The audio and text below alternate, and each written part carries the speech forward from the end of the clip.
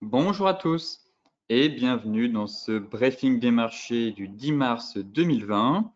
Avant de commencer, je vous laisse prendre connaissance de l'avertissement légal sur les risques.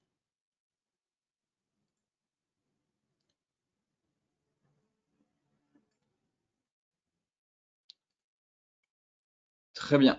Alors, ce briefing des marchés sera un peu plus court que d'habitude étant donné que nous avons les stratégies bourse cet après-midi à 14 h. Donc, vous avez le lien d'inscription dans la description de la vidéo. Et pour les autres qui ne sont pas inscrits, vous avez aussi le lien d'inscription pour la formation au trading sur cette fois-ci le money management et la psychologie des marchés qui aura lieu le 25 mars à 14 h. Maintenant, consacrons-nous à l'actualité des marchés. Et les bourses européennes, justement, ont vécu lundi l'une de leurs pires séances depuis la crise financière de 2008 avec l'effondrement des cours du pétrole, un facteur de déstabilisation supplémentaire pour des marchés, on va dire, déjà confrontés à l'épidémie de coronavirus, au risque de récession et à la perspective d'une baisse marquée des taux d'intérêt. Le repli a été encore, on va dire, plus marqué pour les actions italiennes surtout, puisque la bourse de Milan a abandonné quand même 11,17% au lendemain de l'annonce de nouvelles mesures de confinement qui touchent près du quart de la population du pays, dont la Lombardie, son principal, on va dire, pôle économique, pour tenter justement de freiner la propagation de l'épidémie qui a déjà fait de plus, on va dire, de 350 morts dans le pays. Toutefois, la principale cause de la baisse généralisée des actions reste bien sûr la décision de l'Arabie saoudite de baisser ses prix de vente et d'augmenter sa production, conséquence de l'échec des discussions entre l'OPEP et la Russie la semaine dernière à Vienne pour tenter de soutenir les cours. La chute du pétrole, des actions et des rendements obligataires a totalement éclipsé l'annonce d'un rebond de 3% de la production industrielle allemande en janvier, d'autant que les exportations de l'Allemagne vers la Chine affichent pour la période une chute de 6,5% sur un an.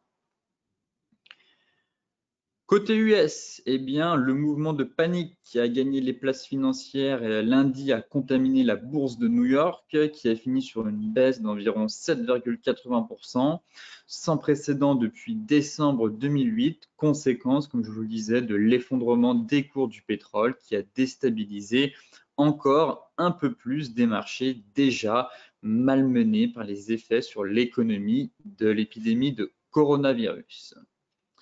L'ampleur de la chute des principaux indices new-yorkais a conduit en tout début de séance à une suspension des transactions pendant un quart d'heure, les autorités de marché activant les coupes-circuits mis en place après la crise financière de 2008-2009.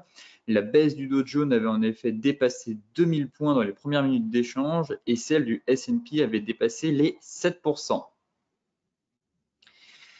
Néanmoins, les marchés se raccrochent désormais à l'espoir d'une réponse coordonnée à la fois des banques centrales et des gouvernements, aussi bien en termes de politique monétaire que politique budgétaire. Maintenant, regardons quelques graphiques fondamentaux. Donc ici, c'est le graphique hier des principales bourses européennes. Et comme vous le savez, on parle de bear market à partir du moment où l'indice perd 20% et on constate que la majorité des grands indices européens sont entrés en bear market, même si on a un rebond aujourd'hui actuellement de 3%. Certains indices continuent d'être sous pression et évoluent, enfin du moins ont déjà chuté de plus de 20%, ce qui confirme justement un bear market pour l'ensemble des places européennes. Ici, c'est l'Eurostoxx concernant le secteur des banques et on a atteint un seuil critique, comme vous pouvez le voir sur ce graphique. On va dire que le lundi noir pour les banques eh bien, rappelle la grande crise financière de 2008-2009. Comme vous pouvez le voir, hop, le point critique qui avait atteint ici. Et bien justement, craignant une récession et une augmentation des pertes sur prêt, eh bien les investisseurs lancent des actions bancaires sur le marché.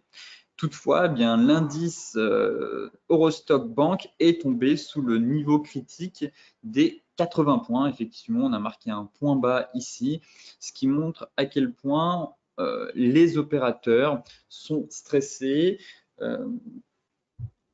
Un mouvement de panique est en train de se mettre en place sur les marchés et surtout, on constate que certains secteurs subissent de lourdes pertes, notamment le secteur des banques et celui de l'énergie.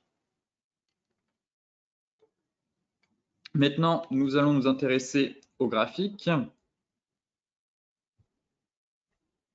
et avec le CAC 40. Je ferai le point un peu plus, ce sera un peu plus complet, on va dire, dans les stratégies bourse cet après-midi, vu que j'aurai un peu plus le temps. Toutefois, le rebond s'installe. Je ne pense pas que ce soit le meilleur moment de vendre actuellement. Peut-être acheter, c'est peut-être aussi un peu tard, étant donné le rebond qu'on a déjà de plus 4,5. Toutefois, on a atteint un niveau technique important, je trouve. J'évoquais cette zone de polarité, d'où l'importance de jongler entre le futur et le cash. Puisqu'ici, j'évoquais les 4600 hier, 4600 et 4550 points. Et ils ont été atteints sur le futur. Si on va voir, voilà, j'ai tracé toutes mes zones pour vous ce matin sur le futur, qui correspond à peu près au CFD. Mais voilà, on est venu pile poil chercher ma zone ici, 4006, 4550. Sur le plus bas, on est venu faire les 4566. Et ici, c'est le pivot clé à tenir pour la suite. Là, sinon, c'est derrière, on va ira chercher bien plus bas si on casse ce niveau. C'est le niveau critique qui a été atteint en 2018 quand les marchés ont lâché une première fois et qu'ils ont perdu aussi quasiment voilà, 20%. Là, on est sur du 25% quasiment, mais c'est le pivot clé pour moi à tenir. Ici, voilà, nous avons le rebond. Actuellement, si je dézoome, on voit qu'on évoluait en fait dans un canal de très long terme. On est en train de faire le pullback sur la borne basse au niveau des 4900 points, 4911. Sur le cash, j'ai un niveau plus propre à 4930 points. Mais pour le moment, il faudrait stopper les ventes tout simplement après 25% de baisse en ligne droite. Un range n'aurait rien d'illégitime, en tout cas à court terme. Je ne dis pas que la situation ne va pas empirer dans les mois à venir, mais là, après 25%, je pense qu'il faut se calmer sur le bouton short et attendre et parfois être resté en tant qu'observateur. En tout cas, on a un rebond. Le premier niveau pour moi, ce serait d'aller chercher éventuellement les 5030 points, cette zone ici. Alors, soit on va échouer et on va se faire un pullback tout simplement sur la borne haute, sur la borne basse pardon, de notre canal haussier, soit on va venir combler le gap effectivement en direction des 5030. Là, je vais repasser sur le cash maintenant. Voilà. Sur le cash, on voit qu'on a un beau niveau en hebdomadaire à 4930 points. Clairement, c'est un premier niveau, un premier objectif pour moi qui vient d'être atteint. 4930 points qui correspond voilà, à ces niveaux de prix, ces bottoms ici, et à notre borne basse, à notre trendline haussière. Derrière, si ça poursuit le rebond, eh bien, ce serait d'aller chercher les 5050 points. Voilà, on est sur un gros niveau, sur les 5050. C'est ce niveau-là. Ici, à venir chercher. Voilà. Donc pour le moment, pour moi, je reste dans l'optique d'un rebond à court terme, bien sûr, étant donné qu'on a atteint la zone majeure, le pivot clé. Et voici les différents objectifs, en tout cas, sur le CAC. Et attention au bouton sell, en tout cas, parce que là, on pourrait avoir un rebond. Je ne parle pas d'un rebond de 400-500 points, tout simplement parce que là, c'est vrai que le flux est baissier. Il n'y a pas Il n'y a pas à tergiverser là-dessus. Clairement, le flux est vendeur, les vendeurs gardent la main, mais voilà, Trump a annoncé des mesures et un plan majeur, donc prudence, les banques centrales vont commencer à sortir et à intervenir. Donc là, pour le moment, attention sur les shorts, un rebond pourrait se mettre en place, en tout cas sur les indices. On va voir ça derrière. Pareil concernant le DAX. Le DAX, hop.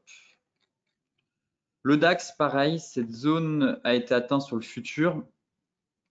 Voilà, cette grosse zone de prix là vers les 10 300, 10 400. Voilà, on est venu la chercher sur le futur aussi durant la nuit vers 23 h.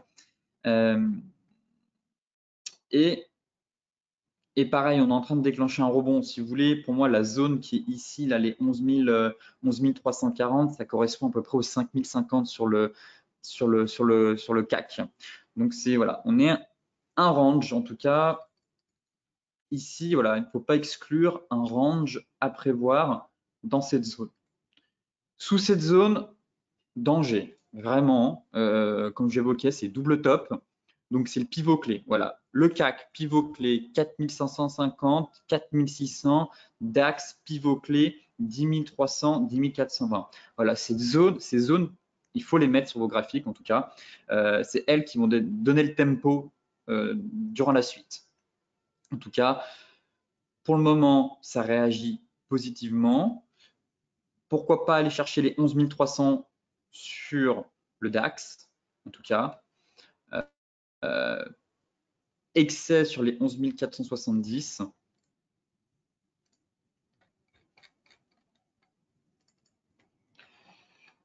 Et risque de consolidation. Voilà, à peu près cette stratégie, mais pour le moment, j'ai envie de passer neutre et rebond court terme. Parce que là, pareil, on a bien chuté et voilà, c'est ma zone que je surveille.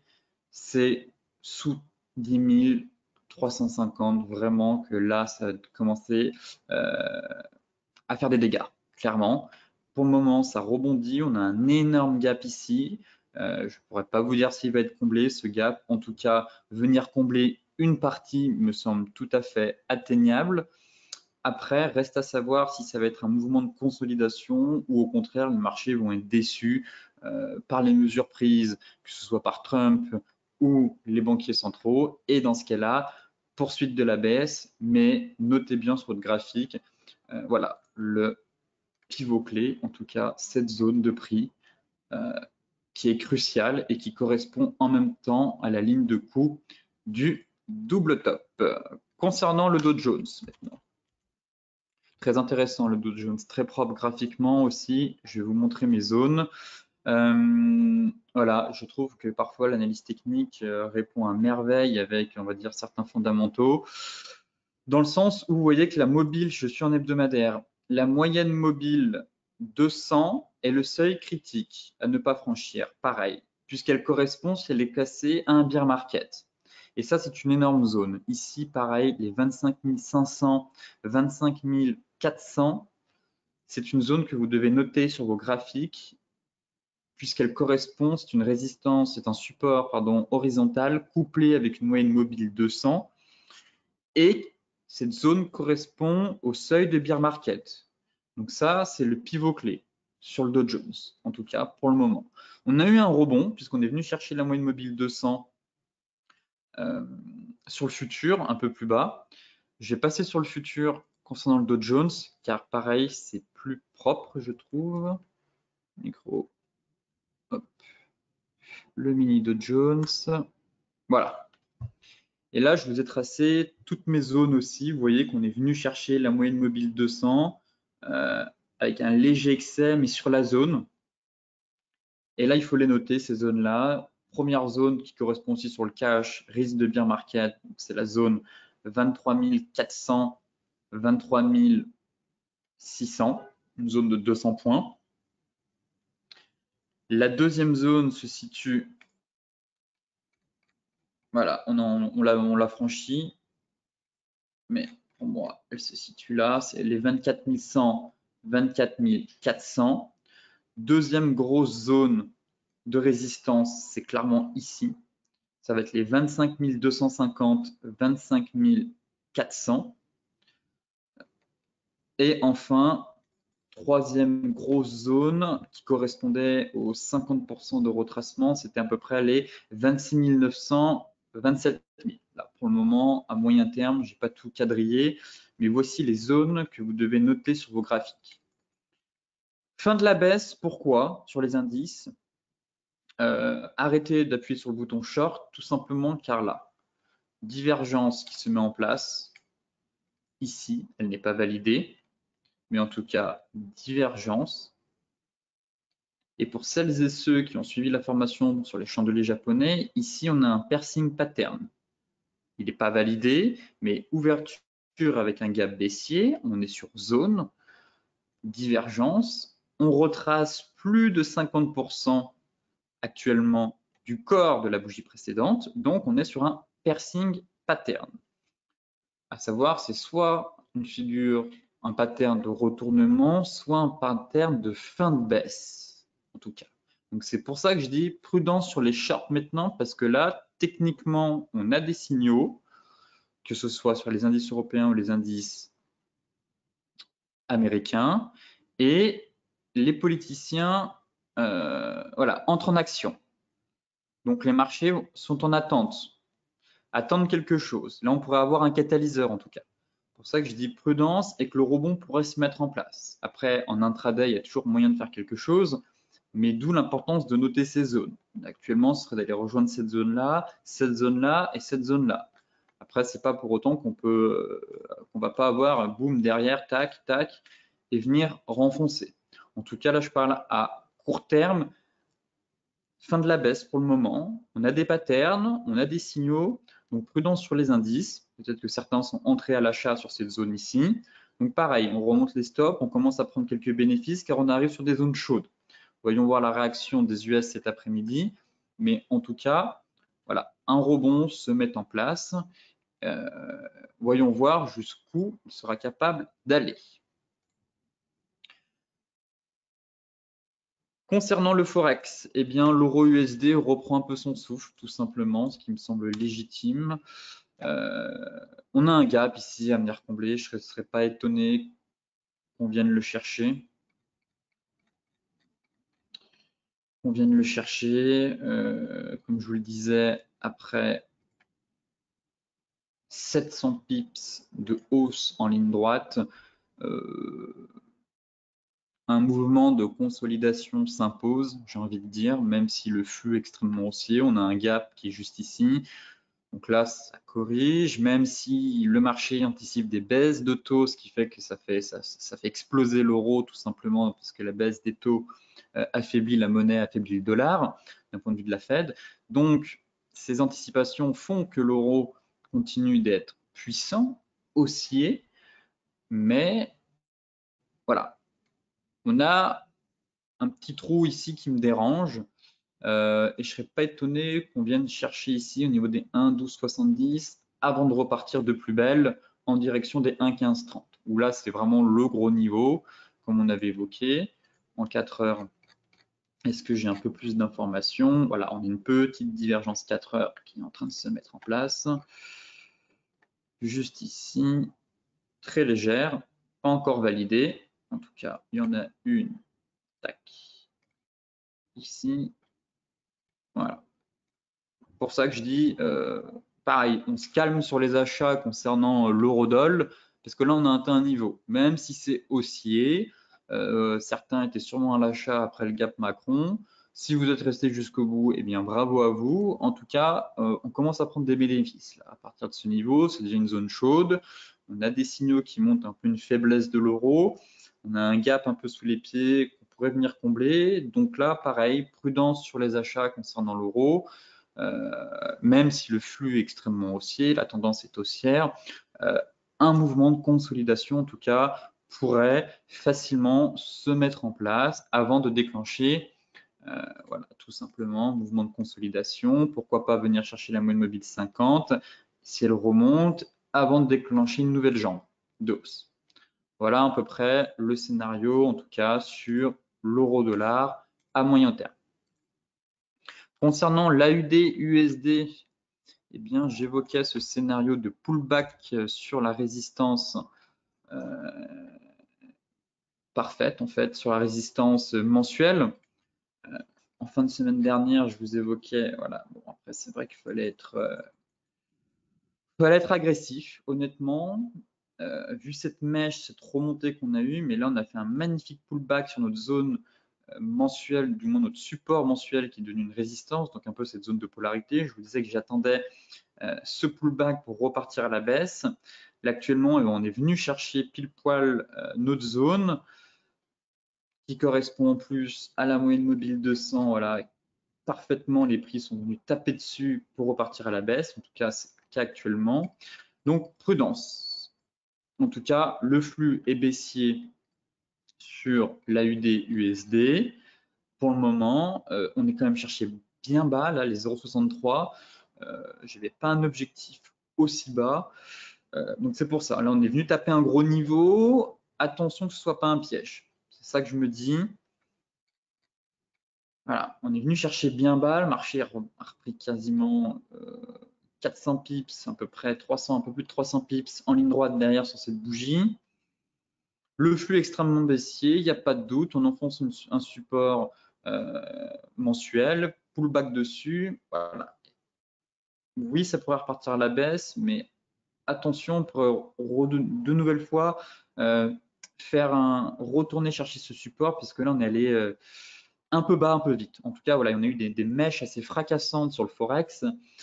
Donc, attention à ces mèches, puisque parfois, voilà, j'aime pas, ça donne pas beaucoup d'indications, on va dire, et elles peuvent être trompe-l'œil. On a l'impression que le marché a envie d'aller en bas, puis ça repart, et puis finalement, voilà, donc ces mèches qu'on a pu avoir sur certaines paires de Forex, je me méfie et je préfère, voilà, parce qu'elles dessinent un chandelier qui ne reflète pas vraiment la réalité, je trouve. Donc je préfère attendre encore un peu, d'avoir un historique de prix un peu plus important pour avoir une analyse un peu plus fine, on va dire, en tout cas sur l'AUD.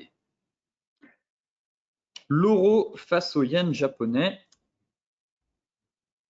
eh bien, pareil, seuil critique qui a été atteint, en tout cas, grosse zone, les 116,25 derrière. Là, on reprend un peu de hauteur. Bon, un peu neutre, pas grand-chose à dire. Bon, c'est baissier, hein, là-dessus, il n'y a pas de doute, puisqu'on est dans un canal baissier. C'est baissier, on a atteint un gros niveau. On avait quand même ici notre biseau, voilà, de consolidation. On en sort par le bas. Pour moi, l'objectif a été clairement atteint.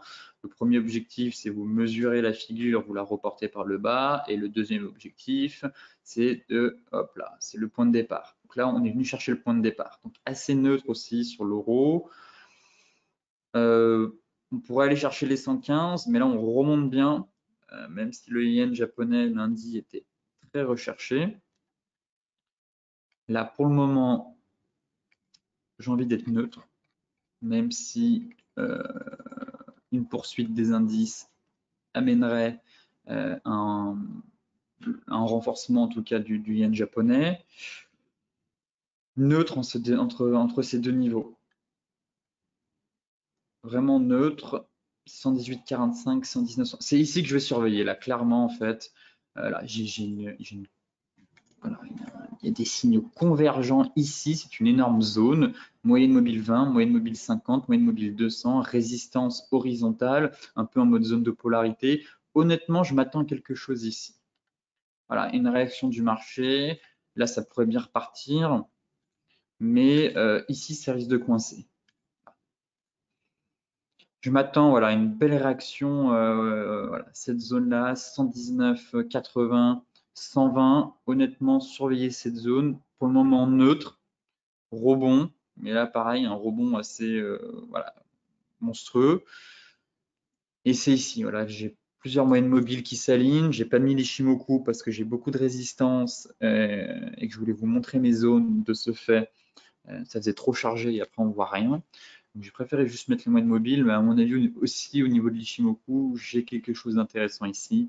Donc c'est cette zone-là qu'il va falloir surveiller en tout cas. sur l'euro face au yen. Pour terminer le Forex, on va regarder l'euro GBP, puisqu'on me demande encore de faire le suivi sur cette paire. Ça consolide l'euro GBP, on a toujours notre double bottom qui est en place, qui s'installe. L'objectif théorique, certes, est à 0,8850. Toutefois, les objectifs théoriques ne sont pas toujours atteints. Néanmoins, l'euro est haussier et là, j'ai l'impression que ça consolide. Voilà, on consolide, mais comme vous le savez, voilà, on a la moyenne mobile 200 qui fait parfaitement le travail, qui vient coiffer les prix, qui bloque. Voilà, on a la moyenne mobile 200. Je sais que j'ai ma Kijun hebdomadaire qui est pas très loin ici, qui me semble.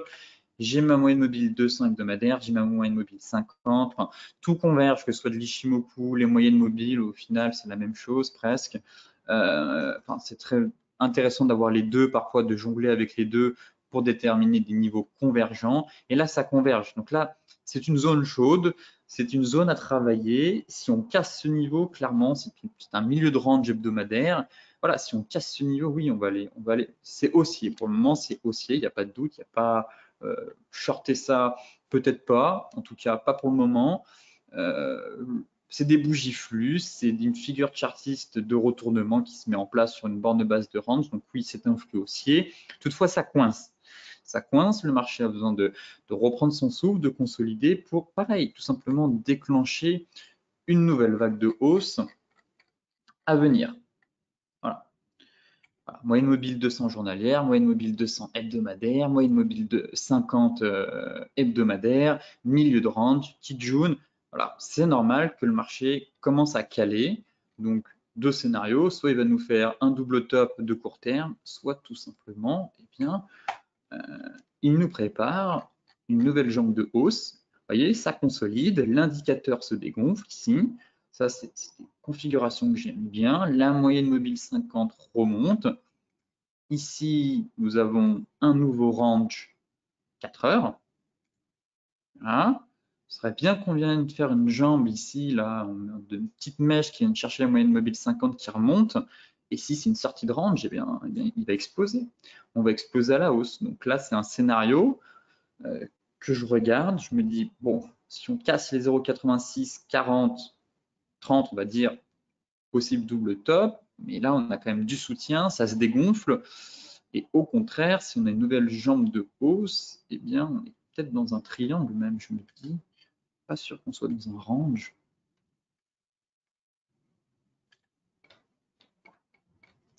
Oui, un triangle. Ça ressemble plus à un triangle qu'à un range. Voilà. Un petit triangle ascendant. 1, 2, 3, 4, 5. Donc, validé. Voilà. Triangle pour le moment. Pourquoi pas, s'il va chercher un peu plus bas, dans ce cas-là, ça se transformera en range. Mais là, on est dans un triangle. Si on casse au-dessus, on ira chercher les 0,8850. Et pourquoi pas les 0,89. Mais on sortirait d'une zone de compression. En tout cas, là, c'est une zone de compression. Là, ça travaille, il n'y a rien à faire pour moi ici, si ce n'est d'attendre un signal par ici ou sous les 0,8630. Voilà, sur l'euro GBP. Pareil, si certains sont encore à l'achat sur la borne basse du range ici, eh bien, remontez vos stops et prenez quelques bénéfices. Et peut-être que certains attendront, au contraire, la sortie de ce triangle pour renforcer et viser d'aller un peu plus haut. Le gold, j'ai rien à dire. Je passerai dessus peut-être dans la stratégie bourse, mais il n'y a pas grand-chose à dire pour le moment, donc je ne vais pas le faire. Le pétrole, on va le regarder, mais pareil, j'ai pas grand-chose à dire en fait sur le pétrole, si ce n'est qu'il prend 8%. Voilà, durant le briefing des marchés hier, on était à moins 19. Certains pensaient qu'il fallait payer. Je pense qu'il faut rester à l'écart. On a terminé sur moins 24 au final. Donc, on a quand même perdu 5% de plus durant la séance. Que dire? Oui, une figure de retournement, on a un pattern ici, mais j'ai quasiment envie de l'invalider, en fait, ce pattern. On est sur un rebond. Les indices rebond. Alors, on a un rebond de la part des indices. Le pétrole et aller peut-être, certes, un peu bas, un peu vite, puisque c'est sa pire chute depuis 1991. Donc, certes, ça fut intense, mouvement de panique, mouvement d'excès, rebond oui, comblement du gap, je ne suis pas sûr. Voilà. Clairement, sur le pétrole, j'en suis moins sûr. Pour le moment, on a un rebond, ça tient. Toutefois, quand je voyais des mouvements de panique, c'est ouf. Comme en 2000. Voilà.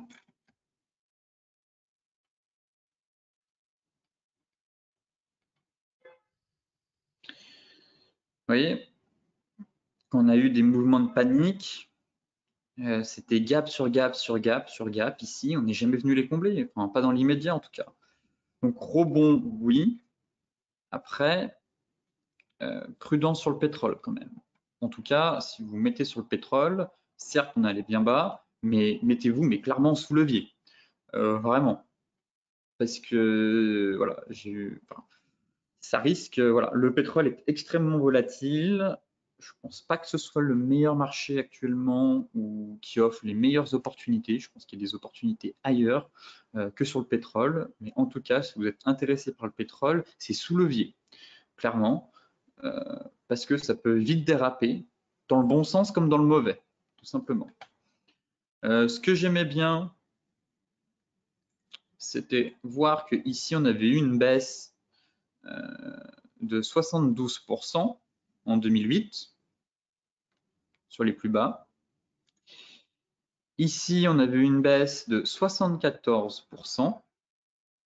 C'est voilà, c'est si l'histoire se répète, et d'un point de vue de l'analyse technique, et que ici, on est à 63.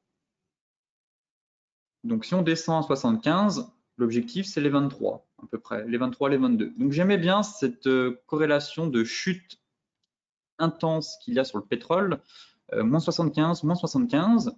Et là, si je reprends la chute, je me dis, bon, bah, on peut aller visiter plus bas.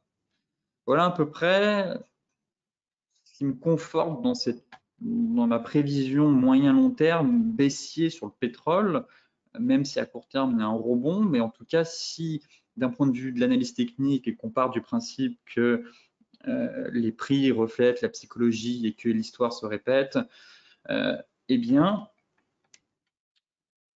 il y a de la marge. Il y a encore un peu de marge pour aller chercher plus bas sur le pétrole, en tout cas. Voilà. Mais à court terme, j'ai pas grand-chose à dire, honnêtement, à part prudence. Et oui, on est un rebond. Est-ce qu'on va aller chercher complètement? On pourrait chercher les 41, mais voilà, on est en train de rebondir de 8. Il faudrait qu'on rebondisse de. Voilà, on a déjà fait 8, quasiment. Et puis le point bas. Mais ça fait un sacré rebond pour aller venir combler le gap. Malgré le chandelier de retournement qu'on est en train, mais pareil, on est plus sur un piercing pattern. Mais vu le contexte, honnêtement, je préfère rester à l'écart plutôt que faire un pronostic en vous disant chandelier de retournement ici, ça va venir combler le gap. Rebond, oui. Jusqu'à où? J'en suis moins certain qu'on vienne combler le gap dans l'immédiat, en tout cas sur le pétrole. Le WTI était un peu plus propre, je trouve. C'est la seule configuration que j'ai trouvée intéressante, en tout cas, sur le light. C'est mon oblique baisse haussière trimestrielle. Vous voyez? Ici. 1998, 2016, et puis là on est venu faire une mèche sur excès.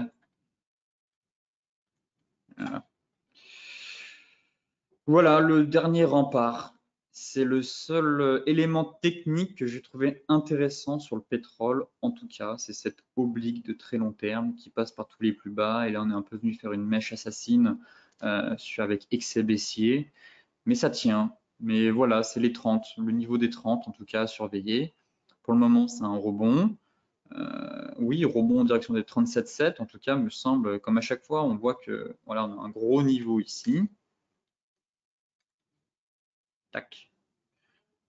Donc venir chercher ce niveau à court terme me paraît envisageable. Voilà, le niveau des 37 sur le WTI. 37,5, 37,75. Voilà, 37, 37. Mais ça ne correspond pas complètement au gap qui est situé à 41. Donc c'est pour ça que je dis rebond oui, comblement du gap, j'en suis moins sûr. Ici, ça risque de coincer. Ça pourrait repartir. Voilà un peu la prévision sur le pétrole dans les jours à venir, en tout cas, si les indices continuent leur rebond et ne sont pas déçus par les mesures prises par les banquiers centraux et les politiciens. Pour terminer, le Bitcoin, pas grand-chose à dire. Si je devais mettre à jour mes zones pour vous montrer, alors, bon, ETE en tout cas, rebond sur support. Maintenant, reste à savoir si c'est en fait juste un pullback pour repartir à la cave, tout simplement. Voilà, il y a une figure chartiste. On a enfoncé les 50% de retracement, voilà, de la dernière vague de hausse. On est cherché 61,8. On a une figure de retournement. On a les moyennes mobiles qui commencent à se mettre en direction à la baisse, qui s'orientent à la baisse. Là, ça prend un peu de hauteur. Bon, ma foi, je note cette figure, même si les épaules tête épaule, je suis pas forcément fan de ces figures-là. Je trouve que c'est pas celle qui fonctionne le mieux. Mais en tout cas, elle est là et l'objectif théorique, voilà, est assez intéressant en tout cas, puisqu'il correspond à notre zone de polarité. En gros, le scénario optimum moyen-long terme, ce serait ça, ce serait se dire validation de l'épaule tête épaule. On part à la cave, on va en direction des 6100. Et ici, voilà, la moyenne mobile 200 hebdomadaire est juste monstrueuse et fonctionne à chaque fois. Ici, sur touchette, elle a parfaitement réagi. Et là, je me dirais, voilà, l'objectif théorique, c'est notre zone de polarité. Donc ici, vers les 5008, 6100 en tout cas. Et si on continue de chuter, la moyenne mobile 200 va continuer de monter, s'aligner à notre zone, faire une zone de convergence. Et boum, aller chercher sur la moyenne mobile 200. Hop, l'objectif de l'Ether, rebondir sur la moyenne mobile 200 pour repartir. Voilà, ça ce serait le scénario vraiment idéal. Mais je le note parce que pourquoi pas, quand je vois la réaction du marché ici et dans le passé sur la moyenne mobile 200, honnêtement, je suis assez impressionné par la moyenne mobile 200 hebdomadaire. Et là, elle m'intéresse. Là, elle arrive sur ma zone.